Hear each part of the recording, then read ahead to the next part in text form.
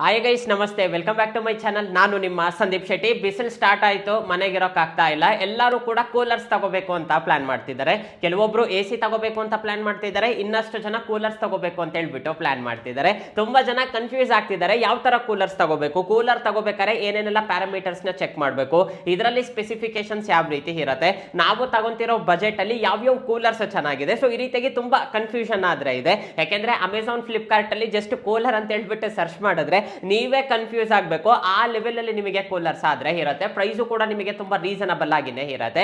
ಯಾರ್ಯಾರೆಲ್ಲ coolers ತಗೋಬೇಕು ಅಂತ plan ಮಾಡ್ತಿದ್ದೀರೋ ಈ ವಿಡಿಯೋನ ಕಂಪ್ಲೀಟ್ ಆಗಿ ನೋಡಿ. ನೀವು ಯೂಟ್ಯೂಬ್ ಎಲ್ಲ ಹುಡುಕಿದ್ರು ಕೂಡ ಇಷ್ಟು ಇನ್ ಡೆಪ್ತ್ ಇನ್ಫಾರ್ಮೇಶನ್ ನಿಮಗೆ ಎಲ್ಲಿನೂ ಕೂಡ ಸಿಗೋದಿಲ್ಲ. ನಾರ್ಮಲ್ ಆಗಿ ಎಲ್ಲರೂ ಏನ್ ಹೇಳ್ತಾರೆ, ಈ ಪ್ರೈಸ್ ಅಲ್ಲಿ ಚೆನ್ನಾಗಿದೆ, ಈ ಪ್ರೈಸ್ ಅಲ್ಲಿ ಚೆನ್ನಾಗಿದೆ ಅಂತ ಹೇಳ್ಬಿಟ್ಟು ಹೇಳ್ತಾರೆ. ಆದ್ರೆ ಕೂಲರ್ ತಗೋಬೇಕಾದ್ರೆ ಏನೇನೆಲ್ಲ ಪ್ಯಾರಾಮೀಟರ್ಸ್ ನ ಚೆಕ್ ಮಾಡಬೇಕು ಅಂತ ತುಂಬಾ ಜನ ಹೇಳೋದಿಲ್ಲ. ಆ ಎಲ್ಲಾ ಪ್ಯಾರಾಮೀಟರ್ಸ್ ಕೂಡ ಈ ವಿಡಿಯೋದಲ್ಲಿ ನಾನು ನಿಮಗೆ ತಿಳಿಸ್ಕೊಡ್ತೀನಿ. ಹಾಗೆ ಬಂದ್ಬಿಟ್ಟು ಒಂದು ಲೀಸ್ಟ್ ರೆಡಿ ಮಾಡಿದ್ದೀನಿ, ಯಾವ್ಯಾವ ಕೂಲರ್ಸ್ ತಗೊಂಡ್ರೆ ಚೆನ್ನಾಗಿರುತ್ತೆ ಅಂತೇಳಿ. ಅದನ್ನ ನಾನು ವಿಡಿಯೋ ಲಾಸ್ಟ್ ಅಲ್ಲಿ ಕೊಡ್ತೀನಿ, ಲಾಸ್ಟ್ ವರ್ಗು ನೋಡಿ. ವಿಡಿಯೋ ಸ್ಟಾರ್ಟ್ ಮಾಡೋದಕ್ಕಿಂತ ಮುಂಚೆ ಇದುವರೆಗೂ ನೀವೇನಾದ್ರೂ ನಮ್ಮ ಚಾನಲ್ಗೆ ಸಬ್ಸ್ಕ್ರೈಬ್ ಮಾಡ್ಕೊಂಡಿಲ್ಲ ಅಂದ್ರೆ ಕೆಳಗಡೆ ಸಬ್ಸ್ಕ್ರೈಬ್ ಬಟನ್ ಇರುತ್ತೆ, ಸಬ್ಸ್ಕ್ರೈಬ್ ಮಾಡ್ಕೊಳ್ಳಿ. ಈ ವಿಡಿಯೋ ನಿಮಗೆ ಇಷ್ಟ ಆಯ್ತು ಅಂದ್ರೆ ಲೈಕ್ ಮಾಡೋದನ್ನ ಮಾತ್ರ ಮರಿಬೇಡಿ. ವಿಡಿಯೋ ಆದ್ರೆ ಸ್ಟಾರ್ಟ್ ಮಾಡೋಣಂತೆ. ಮೊದಲನೇದಾಗಿ ತುಂಬಾ ಜನ ಎ ಸಿ ತಗೋಬೇಕಾ, ಕೂಲರ್ ತಗೋಬೇಕಾ, ಸೊ ಈ ರೀತಿಯಾಗಿ ಒಂದು ಸ್ವಲ್ಪ ಕನ್ಫ್ಯೂಷನ್ ಅಲ್ಲ ಆದ್ರೆ ಇದಾರೆ. ಇದೆರಡರ ಮಧ್ಯದಲ್ಲಿ ಇರೋ ಡಿಫ್ರೆನ್ಸ್ ಏನು ಅಂತ ಹೇಳ್ಬಿಟ್ಟು ಹೇಳ್ತೀನಿ. ಅದರಲ್ಲಿ ಮೊದಲನೇದು ಬಂದ್ಬಿಟ್ಟು ಬಜೆಟ್. ನಿಮ್ ಬಜೆಟ್ ಏನು ಅಂತ ಹೇಳ್ಬಿಟ್ಟು ಫೈನಲ್ ಮಾಡ್ಕೊಳ್ಳಿ. ಇಲ್ಲ ನನ್ನ ಬಜೆಟ್ 30,000 40,000 ಆದ್ರೂ ಕೂಡ ಪರವಾಗಿಲ್ಲ ಅಂದ್ರೆ ಕೂಲರ್ ವಿಷಯ ಮರ್ತು ಬಿಡಿ, ಆರಾಮಾಗಿ ಎ ಸಿ ತಗೊಳ್ಳಿ. ಇಲ್ಲ ಬ್ರೋ ನನ್ನ ಬಜೆಟ್ ಅಷ್ಟೇ ಇಲ್ಲ ಮ್ಯಾಕ್ಸಿಮಮ್ ಅಂದ್ರೆ 15,000 ಅಂದ್ರೆ ಆರಾಮಾಗಿ ನಿಮಗೆ 15,000ಕ್ಕೆ ದಿ ಬೆಸ್ಟ್ ಕೂಲರ್ ಬರುತ್ತೆ, ನೀವು ಕೂಲರ್ ತಗೋಬಹುದು. ಎರಡನೇದು ನಿಮಗೆ ಮೇಂಟೆನೆನ್ಸ್. ಎ ಸಿ ತಗೊಂಡಿದ್ದೀರಾ ಅಂದ್ರೆ ನಿಮಗೆ ಮೇಂಟೆನೆನ್ಸ್ ಕಾಸ್ಟ್ ಒಂದ್ ಸ್ವಲ್ಪ ಜಾಸ್ತಿ ಇರುತ್ತೆ. ಅದೇ ಕೂಲರ್ ತಗೊಂಡಿದ್ದೀರಾ ಅಂದ್ರೆ ಮೇಂಟೆನೆನ್ಸ್ ಕಾಸ್ಟ್ ನಿಮಗೆ ಒಂದ್ ಸ್ವಲ್ಪ ಕಮ್ಮಿ ಇರುತ್ತೆ. ಇನ್ನ ಮೂರನೇದು ಬಂದ್ಬಿಟ್ಟು ಫಿಟ್ಟಿಂಗ್. ಇವಾಗ ನೀವು ಎ ಸಿ ತಗೊಂಡಿದ್ದೀರಾ ಅಂತ ಇಟ್ಕೊಳ್ಳಿ, ಟೆಕ್ನಿಷಿಯನ್ ಬರಬೇಕು, ಕಂಪ್ಲೀಟ್ ಆಗಿ ಫಿಟ್ ಮಾಡಬೇಕು. ಇವಾಗ ನೀವು ಬಾಡಿಗೆ ಮನೆಯಲ್ಲಿ ಇದ್ದೀರಾ ಅಂದ್ರೆ ಅಲ್ಲಿ ಎ ಸಿ ಹಾಕ್ಸೋದಕ್ಕೂ ಕೂಡ ತುಂಬಾ ಜನ ಓನರ್ಸ್ ಒಪ್ಪೋದಿಲ್ಲ. ಇವಾಗ ಪಾಯಿಂಟ್ ಇತ್ತು ಅಂದ್ರೆ ಓಕೆ, ಎ ಸಿ ಪಾಯಿಂಟ್ ಇಲ್ಲ ಅಂದ್ರೆ ಕಂಪ್ಲೀಟ್ ಆಗಿ ಗೋಡೆನ ಡ್ರಿಲ್ ಮಾಡ್ತಾರೆ. ಅದು ತುಂಬಾ ಜನಕ್ಕೆ ಇಷ್ಟ ಆಗೋದಿಲ್ಲ, ಬೇರೆಯವರು ಕೂಡ ಒಪ್ಪೋದಿಲ್ಲ. ಅವಾಗ ನೀವು ಕೂಲರ್ಗೆ ಬರ್ಬೇಕಾಗತ್ತೆ. ಇದೊಂದನ್ನ ನೆನ್ಪಿಟ್ಕೊಳ್ಳಿ. ನಿನ್ನ ನಾಲ್ಕನೇದು ಲೈಫ್ ವಿಷಯಕ್ಕೆ ಬಂದ್ರೆ ಎ ಸಿನ ನೀವು ಕರೆಕ್ಟ್ ಆಗಿ ಮೇಂಟೆನೆನ್ಸ್ ಮಾಡಿದೀರಾ ಅಂದ್ರೆ ಲೈಫ್ ನಿಮಗೆ ತುಂಬಾ ಚೆನ್ನಾಗಿರುತ್ತೆ, ತುಂಬಾ ವರ್ಷ ನೀವು ಯೂಸ್ ಮಾಡಬಹುದು. ಆದ್ರೆ ಕೂಲರ್ ಹಂಗಲ್ಲ, ನೀವು ಎಷ್ಟೇ ಮೇಂಟೆನೆನ್ಸ್ ಮಾಡಿದ್ರು ಕೂಡ ನಿಮಗೆ ಅವಾಗವಾಗ ಕೆಟ್ಟೋಗ್ತಾ ಇರುತ್ತೆ, ಮತ್ತೆ ಮತ್ತೆ ನೀವು ರಿಪೇರ್ ಮಾಡಿಸ್ಕೋಬೇಕಾಗತ್ತೆ. ಅದು ಆಸ್ ಯೂಶುವಲ್ ನೀವೆಂತ ದೊಡ್ಡ ಕಂಪ್ನಿ ಕೂಲರ್ ತಗೊಂಡ್ರು ಕೂಡ 100% ನಿಮಗೆ ಕೈ ಕೊಡ್ತಾ ಇರುತ್ತೆ. ಒಂದ್ ಸ್ವಲ್ಪ ನಿಮಗೆ ಮೇಂಟೆನೆನ್ಸ್ ಅನ್ನೋದು ಇಲ್ಲಿನೂ ಕೂಡ ಜಾಸ್ತಿನೇ ಇರುತ್ತೆ. ನೆಕ್ಸ್ಟ್ ಬಂದ್ಬಿಟ್ಟು ಕೂಲರ್ಸ್ ಅಲ್ಲಿ ಯಾವ ತರ ಇದೆ ಬ್ರೋ, ಕೂಲರ್ಸ್ ಅಲ್ಲೂ ಕೂಡ ಟೈಪ್ಸ್ ಇದೆಯಾ ಅಂದ್ರೆ ಕೂಲರ್ಸ್ ಅಲ್ಲೂ ಕೂಡ ನಿಮಗೆ ಟೈಪ್ಸ್ ಇರುತ್ತೆ. ಅದರಲ್ಲಿ ಮೊದಲನೇದು tower air cooler, window air cooler, desert air cooler, personal air cooler ಅಂತೇಳಿ. ಮೊದಲನೇದಾಗಿ ಪರ್ಸನಲ್ ಏರ್ ಕೂಲರ್ ಬಗ್ಗೆ ಮಾತಾಡೋಣಂತೆ. ಬ್ರೋ ಈ ಒಂದು ಕೂಲರ್ ಯಾರು ತಗೊಂತಾರೆ ಅಂದ್ರೆ, ನಮ್ ರೂಮು ತುಂಬಾ ಸಣ್ಣದಿದೆ, ಮ್ಯಾಕ್ಸಿಮಮ್ ಅಂದ್ರೆ 2-3 ಅಷ್ಟೇ ನಾವಿದೀವಿ ಅಂದ್ರೆ 5,000 ರೇಂಜ್ ಅಲ್ಲಿ ನಿಮಗೆ ಈ ಒಂದು ಕೂಲರ್ ಸಿಗುತ್ತೆ, ಅವರು ಈ ಕೂಲರ್ ತಗೋಬಹುದು.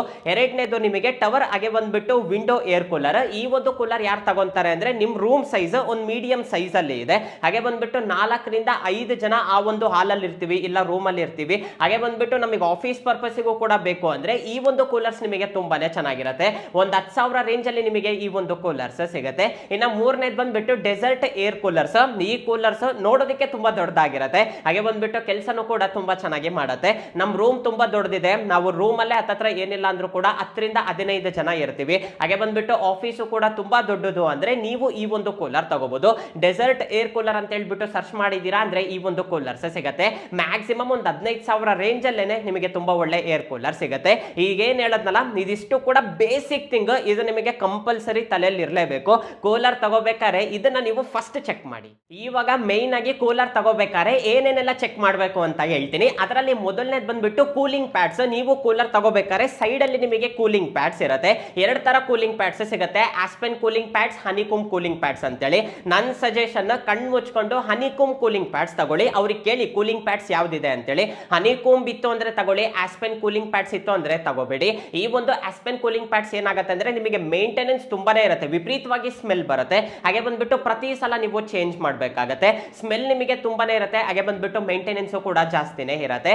ಹನಿಕೂಮ್ ಕೂಲಿಂಗ್ ಪ್ಯಾಡ್ ತಗೊಂಡಿದ್ದೀರಾ ಅಂದ್ರೆ ನಿಮಗೆ ಮೇಂಟೆನೆನ್ಸ್ ಝೀರೋ, ನೀವು ಕ್ಲೀನ್ ಮಾಡೋ ಅವಶ್ಯಕತೆನೂ ಕೂಡ ಇರೋದಿಲ್ಲ, ತಣ್ಣಗಿರೋ ಗಾಳಿ ನಿಮಗಾದ್ರೆ ಕೊಡುತ್ತೆ. Cooling pads main. ಮೇನ್. ಇನ್ನ ಎರಡನೇದು ಬಂದ್ಬಿಟ್ಟು ಫ್ಯಾನ್ ಟೈಪ್, ಹಾಗೆ ಬಂದ್ಬಿಟ್ಟು ಬ್ಲೋ ಟೈಪ್ ಅಂತ ಹೇಳ್ಬಿಟ್ಟು ಇರುತ್ತೆ. ಫ್ಯಾನ್ ಟೈಪ್ ಹೆಂಗೆ ಅಂದ್ರೆ, ನೀವು ಫ್ಯಾನ್ ಟೈಪ್ ಇರೋ ಕೂಲರ್ಸ್ ನ ತಗೊಂಡಿದ್ದೀರಾ ಅಂದ್ರೆ ನಿಮಗೆ ಡೈರೆಕ್ಷನ್ ಅನ್ನೋದು ಯೂನಿ ಡೈರೆಕ್ಷನ್ ಅಲ್ಲಿ ಇರುತ್ತೆ, ಎಲ್ಲ ಕಡೆನೂ ಕೂಡ ಗಾಳಿ ಅನ್ನೋದು ಬೀಸುತ್ತೆ.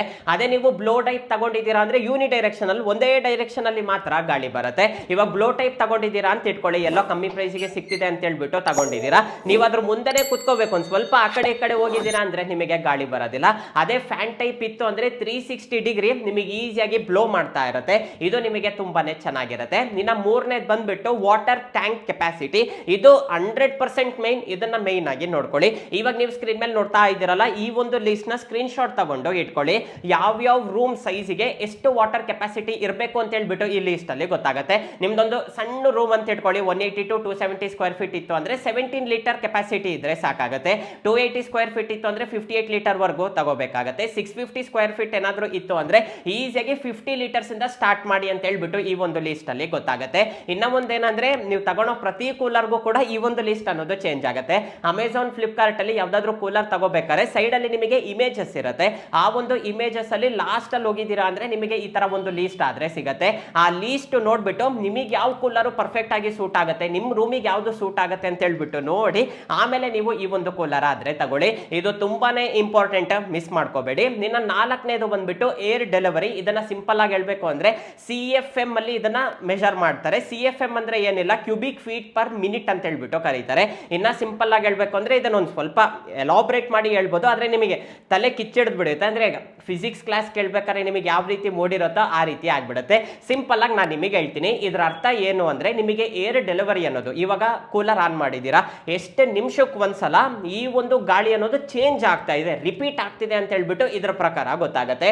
ಅಲ್ಲಿನೂ ಕೂಡ ಡಿಸ್ಕ್ರಿಪ್ಷನ್ ಅಲ್ಲಿ ಹೋಗಿದ್ದೀರಾ ಅಂದ್ರೆ ನಿಮಗೆ ಏರ್ ಡೆಲಿವರಿ ಅಂತ ಹೇಳ್ಬಿಟ್ಟು ಇರುತ್ತೆ, ಅದನ್ನು ಕೂಡ ಒಂದ್ಸಲ ಚೆಕ್ ಮಾಡ್ಕೊಂಡು ಈ ಒಂದು ಕೂಲರ್ ತಗೊಳ್ಳಿ. ಇನ್ನ ನೆಕ್ಸ್ಟ್ ಬಂದ್ಬಿಟ್ಟು ವಾಟರ್ ಲೆವೆಲ್ ಇಂಡಿಕೇಟರ್. ಇವಾಗ ಬರ್ತಾ ಇರೋ ತುಂಬಾ ಕೂಲರ್ಸ್ ಅಲ್ಲಿ ನಿಮಗೆ ಈ ಒಂದು ವಾಟರ್ ಲೆವೆಲ್ ಇಂಡಿಕೇಟರ್ ಇರುತ್ತೆ, ಟ್ರಾನ್ಸ್ಪರೆಂಟ್ ಇರುತ್ತೆ. ಇದರಿಂದ ಅಡ್ವಾಂಟೇಜ್ ಏನು ಅಂದ್ರೆ, ಇವಾಗ ವಾಟರ್ ಎಷ್ಟಿದೆ ಅಂತ ಹೇಳ್ಬಿಟ್ಟು ನೀವು ಅಲ್ಲಿಂದಾನೇ ನೋಡ್ಬೇಕು, ಇಲ್ಲಾಂದ್ರೆ ಪ್ರತಿ ಸಲ ಓಪನ್ ಮಾಡಿ ನೋಡ್ಬೇಕಾಗತ್ತೆ.